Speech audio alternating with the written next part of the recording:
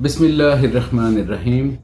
अस्सलाम वालेकुम। मैं हसनैन शफ़क़त, ना आपका सीनियर ना आपका जूनियर, ना उम्र में, इल्म में, मकाम में, मर्तबे में आपसे बड़ा ना आपसे छोटा,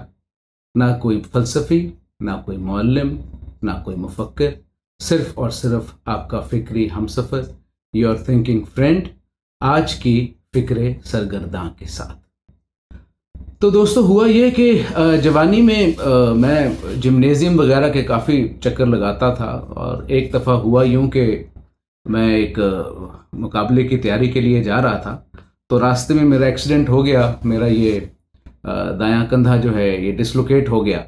तो जिसकी वजह से फिर मुझे डॉक्टर ने कहा कि जी आप ऑपरेशन ना कराएं, तो आपने कौन सी कोई बहुत रेगुलर प्रोफेशनल जिम जाना है, तो आप हल्की फुल्की एक्सरसाइज करते रहा कीजिए, लेकिन हैवी एक्सरसाइज ना किया कीजिए। तो बस इसी हवाले से अब मेरा बड़ा लड़का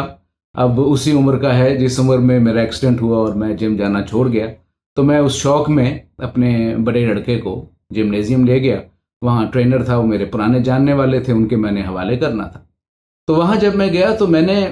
एक मंज़र देखा कि एक बहुत धान पान सी लड़की थी और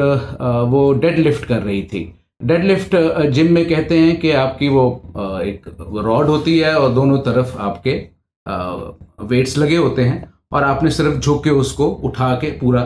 खड़ा होना होता है। तो इसको कहते हैं डेड लिफ्ट। तो वो छोटी सी धान पान सी लड़की थी। मैंने वैसे ही आउट ऑफ क्यूरियोसिटी उसको देखा कि भाई ये क्या कितना डेड लिफ्ट कर रही है। तो मैंने देखा कि उसके दोनों तरफ 40-40 केजी, यानी कि टोटल 80 केजी, और रॉड का भी मिला लें तो तकरीबन 85 केजी का वज़न जो है वो लड़की जो है वो उठा रही थी। अब जो हमें आप दोस्तों में से जिम जाने वाले हैं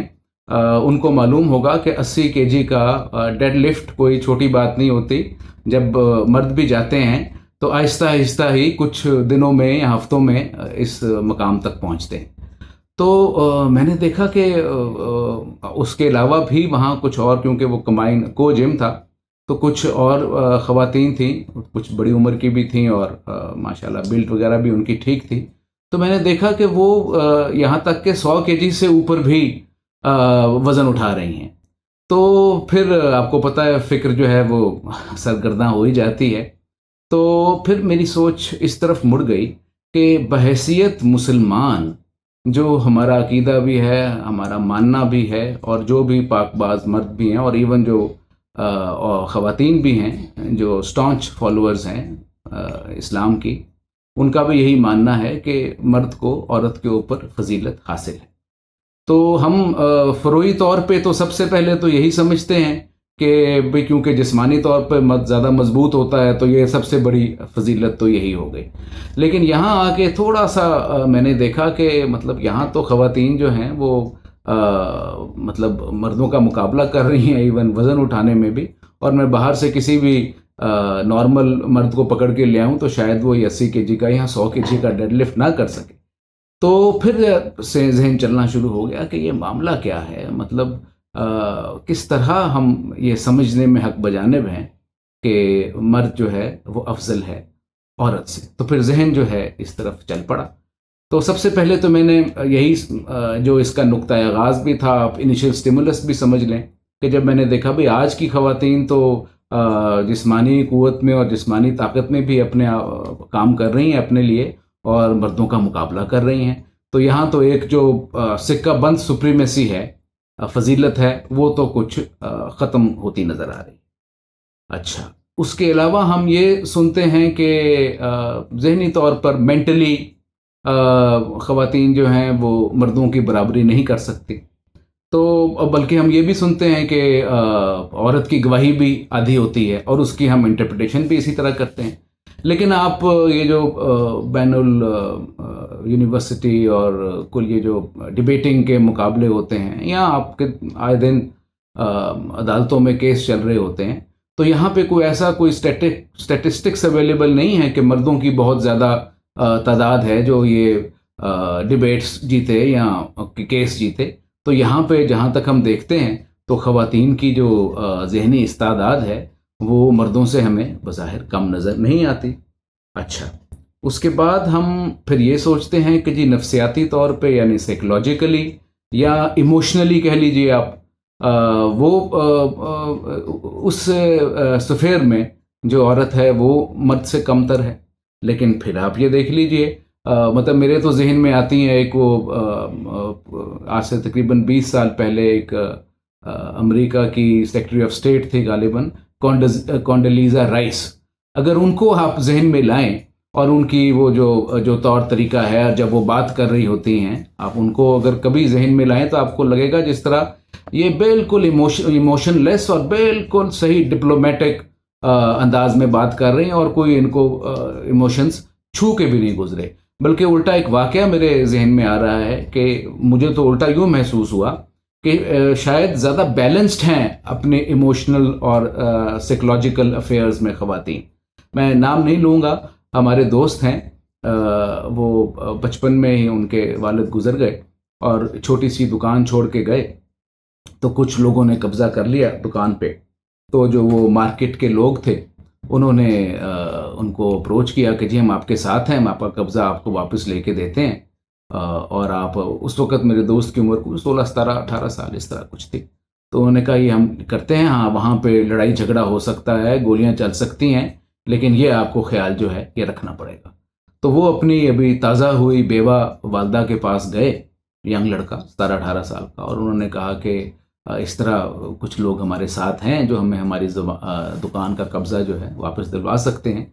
تو میں وہاں جانا چاہتا ہوں قبضہ واپس لینے کے لیے، لیکن یہ ہے کہ وہاں خطرہ ہے اور جان کو خطرہ بھی ہے. اچھا یہ اکلوتے تھے، ابھی تازہ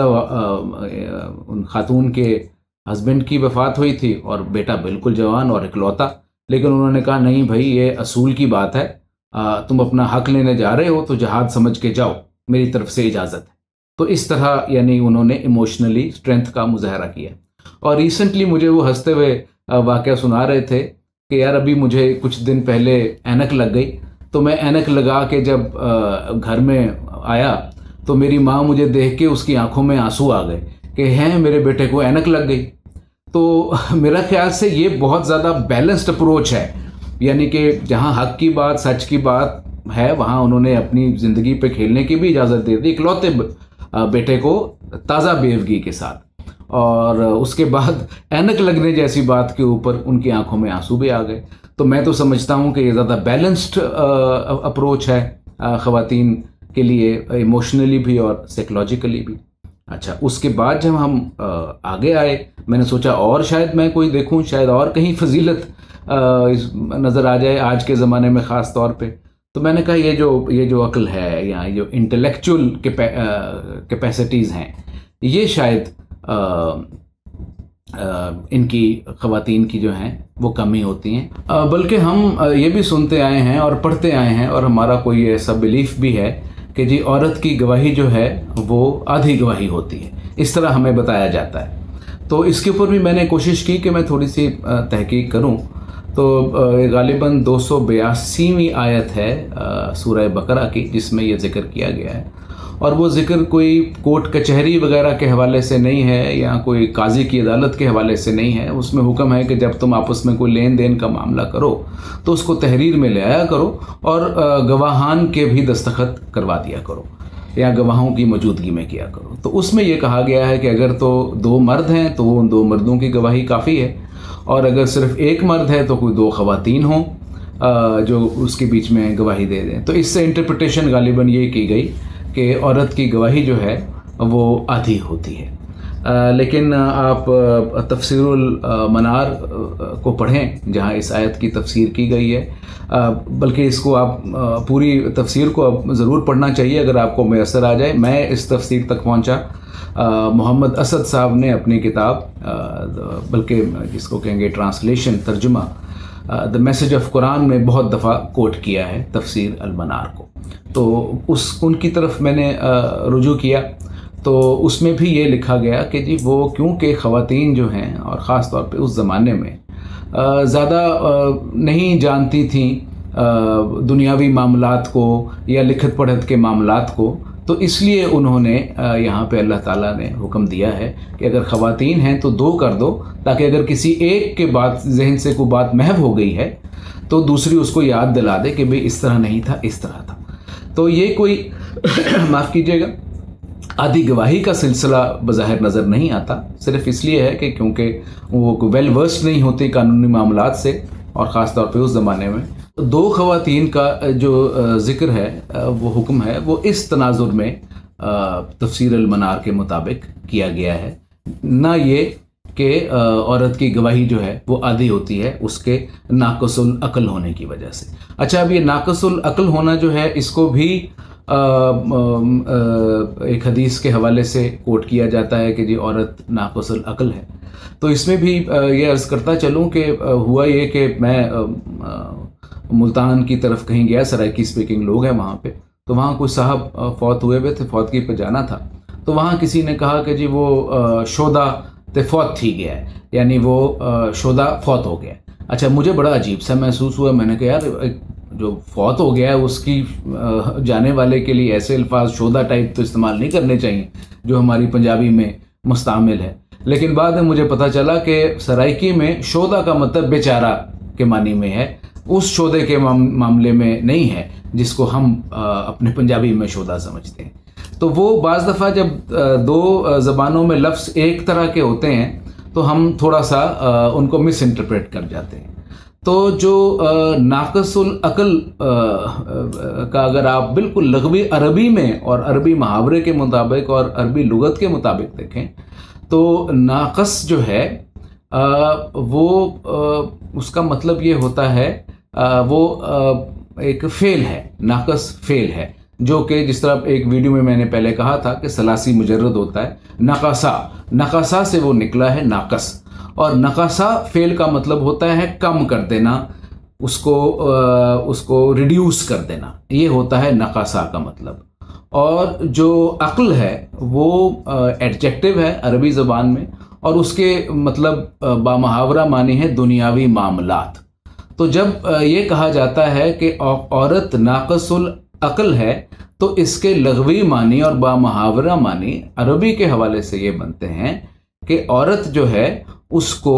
دنیاوی معاملات میں اس کی شمولیت کو کم کر دیا گیا ہے، یعنی اگر وہ اپنی شمولیت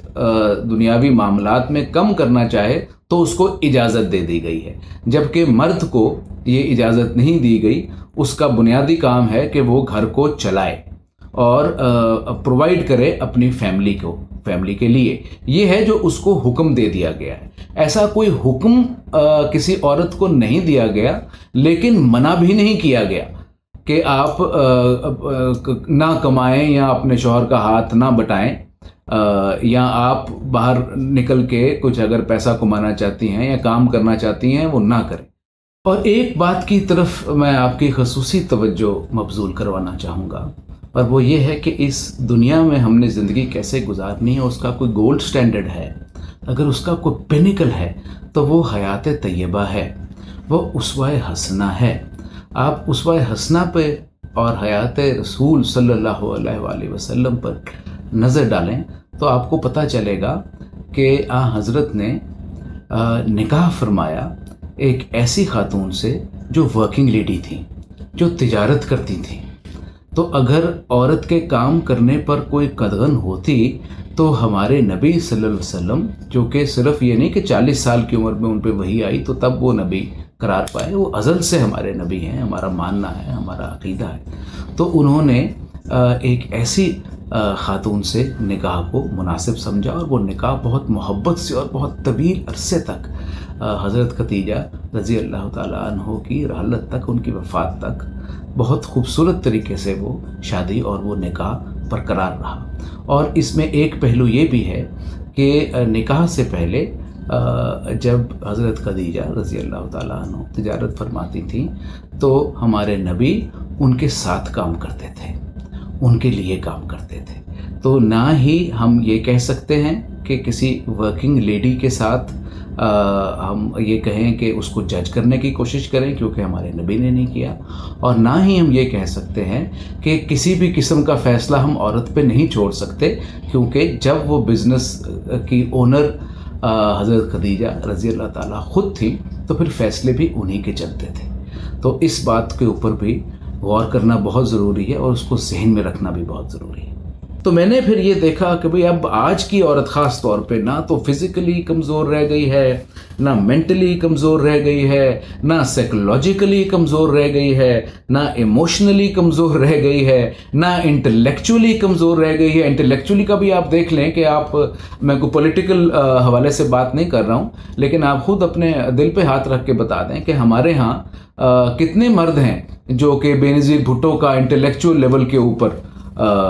مقابلہ کرنے کا دعویٰ کر سکتے ہیں. تو ہمارے ہاں ایسی انٹلیکچوئل خواتین جو ہیں وہ پیدا ہوئی ہیں، شاعری میں ہیں، وکالت میں ہیں، ایون اب تو فورسز میں ہیں، پولیس میں ہیں، بیوروکریسی میں ہیں، ہر جگہ ہیں، اور اپنی انٹلیکچوئل کیپیبلٹیز کا نہ صرف مظاہرہ کر رہی ہیں بلکہ ہر جگہ یہ پروف کر رہی ہیں کہ کئی جگہ اپنے کئی ہم اثروں سے، چاہے وہ مرد ہیں چاہے عورتیں ہیں، ان سے بہتر ہیں. تو انٹلیکچوئل فضیلت بھی ہمیں ایسی ذہنی عقلی فضیلت بھی اب نظر نہیں آتی. تو میں تو ابھی سوچ میں پڑ گیا کہ بھئی اب ہمارا ایک عقیدہ بھی ہے کہ مرد افضل ہے. تو اب اس کو اور یہ بات ذہن میں رکھیے گا کہ میں وہ کوئی فیمنزم کے حوالے سے یہاں بات نہیں کر رہا ہوں، یا ویسٹرن فلسفی کے حوالے سے بات نہیں کر رہا ہوں، یا ویسٹرن وے آف لائف کے حوالے سے بات نہیں کر رہا ہوں، اور نہ ہی میرا روئے سخن ان لوگوں کی طرف ہے. میرا روئے سخن صرف ان لوگوں کی طرف ہے جو مسلمان مرد اور عورتیں ہیں بھی، اور باعمل بھی ہیں، اور بنیادی تعلیمات سے اختلاف بھی نہیں رکھتے. تو وہ تمام عورتیں اور وہ تمام مرد جن کا یہ ماننا ہے میرے سمیت جیسے کہ مرد جو ہے اس کو عورت پہ فضیلت حاصل ہے، کیونکہ ہمارے یہ ایمان کا یا ہمارے عقائد مذہبی عقائد کا حصہ ہے. تو پھر اب کیا چیز رہ گئی؟ میرا تو مطلب عقیدہ، مذہبی عقیدہ خطرے میں پڑ گیا. تو ایسے میں اب دروغ بر گردن راوی، اور یہ آپ جب سوچنے نکلتے ہیں تو پھر میرا خیال سے کچھ راستے خود بخود واہ ہوتے جاتے ہیں، کھلتے جاتے ہیں آپ کے سامنے. تو ایک اولیاء کے تذکروں میں ایک تذکرہ پڑھنے کو ملا کہ جہاں ہم سبھی جانتے ہیں کہ اولیاء جو ہیں ان میں صرف ایک ہی خاتون ولی گزری ہیں، حضرت رابعہ بصری. تو تذکروں میں آیا کہ حضرت حسن بصری نے حضرت رابعہ بصری کو نکاح کا پیغام بھیجا، اور جو جواب حضرت رابعہ بصری نے ان کو دیا اس سے کم از کم میرے تو ایک ذہن کی گرہ جو ہے وہ کچھ کھلی. انہوں نے ان کو جواب میں بھیجا کہ حسن تمہیں کیا ہو گیا ہے، کبھی مرد کا بھی مرد سے نکاح ہو سکتا ہے. تو یہاں ایک دم یہ گرہ میرے ذہن میں کھلی کہ اس کا مطلب یہ ہے کہ وہ ضرور خاتون تھیں حضرت رابعہ بصری، لیکن وہ اپنے آپ کو، اپنی روح کو مردانہ روح ہی تصور کرتی تھی. تو اس سے مجھے نکتہ یہ کھلا کہ مرد کو اگر عورت پہ کوئی فضیلت حاصل ہے تو وہ صرف اور صرف روحانی طور پہ ہے. اس دنیا میں آ کے دنیاوی معاملات میں اگر مرد یہ سمجھتا ہے کہ وہ کسی بھی قسم کی فضیلت عورت پہ رکھتا ہے تو میرا خیال سے یہ کچھ اتنا صائب یا درست فیصلہ نہیں ہے، کیونکہ ہم نے یہ دیکھا، اور خاص طور پہ آج کے زمانے میں ہم پہ ظاہر بھی ہو گیا کہ کسی طرح سے بھی ہمیں عورتیں مردوں سے کم نظر نہیں آتی. لیکن ہمیں یہ پتہ ہے کہ پیغمبروں میں، نبیوں میں، اولیاء میں کوئی خاتون نہیں گزری. تو اس کا مطلب یہ ہے کہ اور رابعہ بصری انہوں نے بھی اپنی روح کو ایک مردانہ روح ہی پایا تھا. تو پھر اس کا مطلب یہ ہے کہ اگر جو فضیلت بیان کی گئی ہے ہمارے عقائد کے مطابق مرد کی عورت کے اوپر، وہ اصل طور پہ جسمانی یا دنیاوی فضیلت نہیں ہے، وہ روحانی فضیلت ہے. اور روحانی فضیلت میں اس کو بھی فضیلت ہم کہہ سکتے ہیں کیونکہ وہاں پہ لیکن وہاں پہ عورتوں کا یا فیمیلز کا عمل دخل نہیں ہے، کیونکہ وہاں پہ پیغمبروں میں آپ کو نبوت کسی خاتون پہ اترتی نظر نہیں آتی. تو وہ خواتین کا ڈومین ہی نہیں ہے کہ ہم وہاں کہیں کہ جی روحانی طور پہ مرد جو ہے وہ عورت سے افضل ہے. نہیں، اس ڈومین میں عورت کا اس حوالے سے جہاں آپ نے روحانی مقامات طے کرنے ہوتے ہیں، اس حوالے سے عورتوں کا ہمارے عقائد کے مطابق عمل دخل نہیں ہے. تو لہٰذا اگر مرد اپنے آپ کو افضل سمجھتا بھی ہے اور عورت مرد کو افضل سمجھتی بھی ہے جو پریکٹسنگ مسلمز ہیں جن کے عقائد یہ ہیں، تو اس کی وجہ یہ ہے کہ مرد کو، اور بنیادی طور پر تو انسان روح ہی ہے نا، تو آپ اس کو بھی اگر دیکھیں کہ روح کی تخلیق سب سے پہلے آدم کی تخلیق ہوئی، حوا کی تخلیق تو بعد میں ہوئی. تو آدم کی تخلیق ہوئی، یعنی کہ جو بنیادی طور پر انسان کا جوہر ہے روحانی، وہ بنیادی جوہر مردانہ ہے اور وہ روحانی ہے. تو مردوں کو اگر مرد اگر روحانی پیڈسٹل سے نیچے اتر کے جسمانی یا دنیاوی حوالے سے عورتوں کو دبانا چاہتے ہیں، تو اس کا نتیجہ یہ نکلتا ہے کہ جب ان کو نظر آتا ہے کہ عورتیں جو ہیں وہ کسی بھی دنیاوی حوالے سے ان سے آگے نکل رہی ہیں، تو ان کی پھر انا کو ٹھیس پہنچتی ہے. اور یہی اس وقت بھی خواتین کا زیادہ مسئلہ آج کے زمانے میں بھی یہی ہے کہ وہ یہ سمجھتی ہیں کہ جی ہم مردوں سے مقابلہ کرتی ہیں، حالانکہ ان کو مردوں سے مقابلہ ان کا بنتا ہی نہیں ہے، نہ مردوں کا عورتوں سے مقابلہ بنتا ہے. دنیا ہے، آپ کی اپنی کیپیبلٹیز ہیں، فزیکل ہیں، مینٹل ہیں، سائیکولوجیکل ہیں، ایموشنل ہیں، انٹلیکچوئل ہیں، کسی کی زیادہ ہے کسی کی کم ہے. اور عورت مرد ہی کیوں، مردوں میں بھی ایسا ہو سکتا ہے کہ کوئی مرد دوسرے مرد کے مقابلے میں زیادہ قوی ہے تو کیا وہ اس سے افضل ہو گیا، یا زیادہ سمجھدار ہے تو کیا وہ اس سے افضل ہو گیا؟ نہیں، یہ تو پورا ایک پیکج دیکھنا پڑتا ہے. تو میرا یہاں پہ کہنے کا مقصد یہ تھا کہ مردوں کو کیا چاہیے؟ مردوں کو یہ چاہیے کہ وہ اس دنیاوی سفیر سے باہر نکلیں. یہاں پہ عورتوں سے مقابلہ کرنے کا ان کا جواز ہی نہیں بنتا. ان کا مقابلہ صرف اپنے آپ سے ہے کہ روحانی طور پہ کل وہ کیا تھے، آج وہ کیا ہیں، اور آنے والے کل کو وہ کیا ہوں گے. اس طرف انہوں نے توجہ رکھنی ہے، اپنی روحانی ڈیولپمنٹ کے اوپر انہوں نے توجہ رکھنی ہے. یہ ہے مرد کا بنیادی کام. اس کا بنیادی کام یہ نہیں ہے کہ وہ دنیا میں عورت کو دبانے کی کوشش کرے. تو یہاں تک تو ہو گئی بات مردوں کی، لیکن عورتوں کو بھی کچھ سمجھنا چاہیے. اور دوبارہ میرا روئے سخن جو ہے وہ پریکٹسنگ مسلم خواتینوں اور حضرات کی طرف ہے. اب عورتوں کو بھی کچھ سمجھنا چاہیے، اور میں بالخصوص ان اپنی ماؤں، بہنوں، بیٹیوں سے بات کر رہا ہوں جو ان تمام چیزوں کو سمجھتی بھی ہیں لیکن کبھی کبھی رنجیدہ ہو جاتی ہیں کہ قرآن میں مردوں کے لیے تو یہ بھی ہے، مردوں کے لیے وہ بھی ہے. اس کا جواب نہیں بن پاتا کیونکہ وہ اعتراض اٹھتا ہے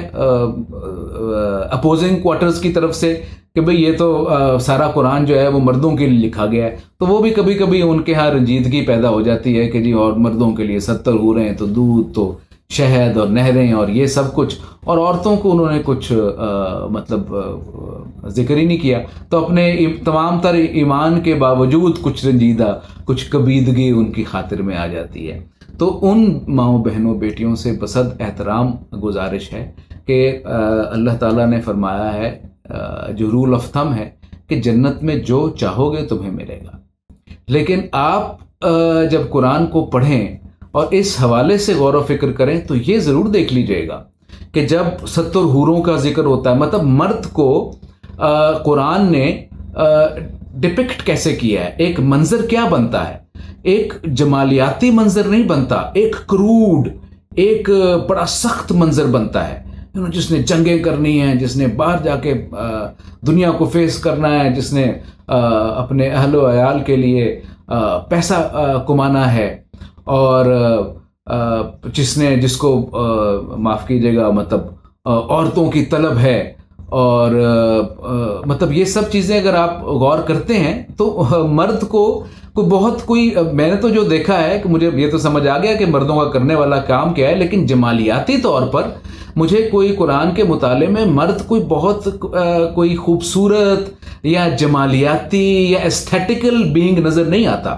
لیکن یہیں آپ اگر ذکر کریں خواتین کا تو مجھے یہ محسوس ہوتا ہے کہ خواتین کے لیے اللہ تعالیٰ نے پورے قرآن میں ان کو بڑی زینت سے رکھا ہے، ان کو بڑا چھپا کے رکھا ہے، ان کو بڑے پردے میں رکھا ہے. ان کے بارے میں یہ ایسی ذکر کیا ہی نہیں کہ جو مردوں کو انہوں نے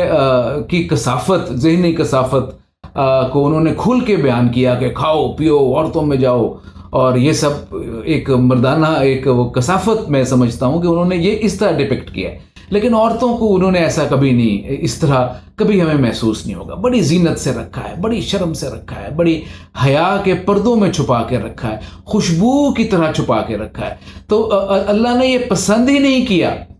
کہ وہ جہاں مرد کی 4 شادیوں کی یا 70 حوروں کی بات کرے، وہاں اپنی اس قدر خوبصورت اور حیادار اور زینت سے بھری ہوئی مخلوق کے بارے میں ایسی بات کرے. آپ خود بھی دیکھیں گے کہ یہ کچھ خواتین کے اوپر جس طرح اللہ دیکھتا ہے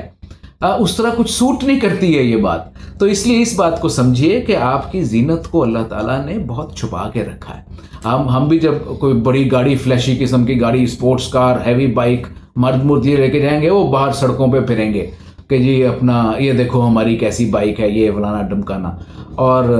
آلودگی بھی مچائیں گے. لیکن کچھ چیزیں آپ کسی بھی حوالے سے دیکھ لیں، کچھ چیزیں ہوتی ہیں جو فلیش کرنے والی ہوتی ہیں، شو کرنے والی ہوتی ہیں، دنیا کو دکھانے والی ہوتی ہیں. کچھ چیزیں ہوتے ہیں، بڑا نایاب ہیرا ہے نا میرا، تو یہ اتنا نایاب ہیرا ہے، میں اس کو جی تجوری، پہلے میں نے اس کو مخملی کپڑے میں لپیٹا، پھر میں نے اس کو ڈبیا میں بند کیا، پھر میں نے اس کو تجوری میں بند کیا، مجھے عزیز ہے، مجھے بہت جمالیاتی طور پہ عزیز ہے. تو آپ اس چیز کو اس طرح دیکھنے کی کوشش کیجئے کہ ایسی بات بالکل نہیں ہے کہ قرآن میں صرف مردوں کا ذکر ہے. صرف یہ بات ہے کہ آپ کا